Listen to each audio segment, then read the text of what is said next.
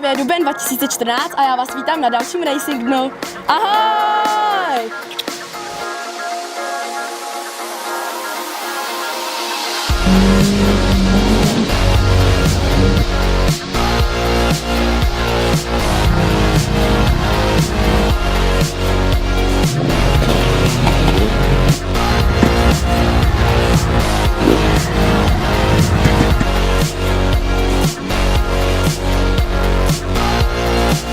Tak kluci, proč děláte tenhle sport? Se chcete zabít zájemně jako bráchové? Tenhle ten sport, že jo, nám se to líbí od malinka, protože to bylo u nás na přípravě, jsme se jezdili dívat na mistrovství světa, takže to je takový náš sen. A kdo z vás řídí? Tak brácha řídí, já jsem spolujezdec a je to daný už tak nějak od malinka. A jak jste se dostali sem vůbec na Racing Day?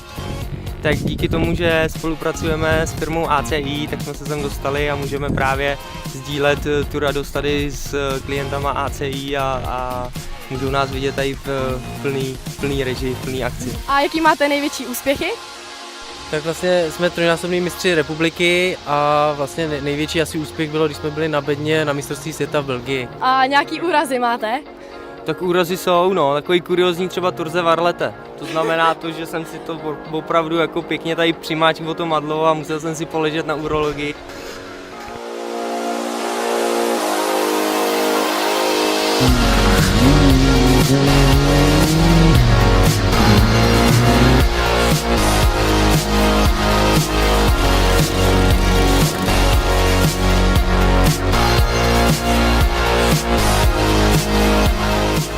Hele Lubo, a co ty vůbec tady dneska v závodní kombinéze? Jak to má společného vůbec se společností ACI?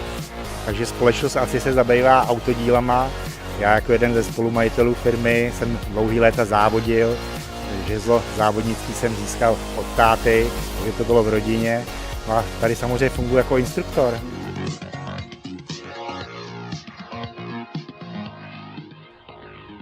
Čau holky! Ahoj! Tak jak se vám líbí na Racing dnu? Super, úplně super. Co tady děláte? Na jakém jste stanovišti? Na tom nejlepším stanovišti. A co tam děláš?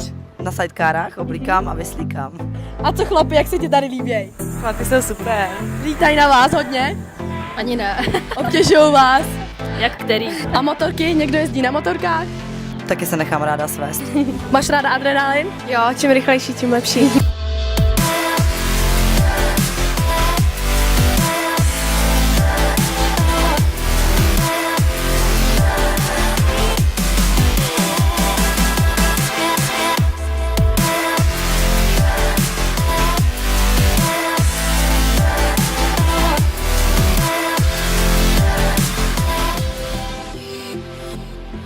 Hele Dávo, tak co ty a ten Dakar? No co já ten Dakar, no prostě těžký, dlouhý, náročný a prostě na úsměv tam moc nezbývá. A kdy se to koná? V létě, v zimě? No tak jako tady je zima, tam je léto, takže o to je nejhorší prostě. Takže jsi i na Vánoce pryč? No na Vánoce ještě ne, ale po Vánocích. Nebyl jsem tady 8 let na Silvestra, no. A jak na Nový rok, tak po celý rok.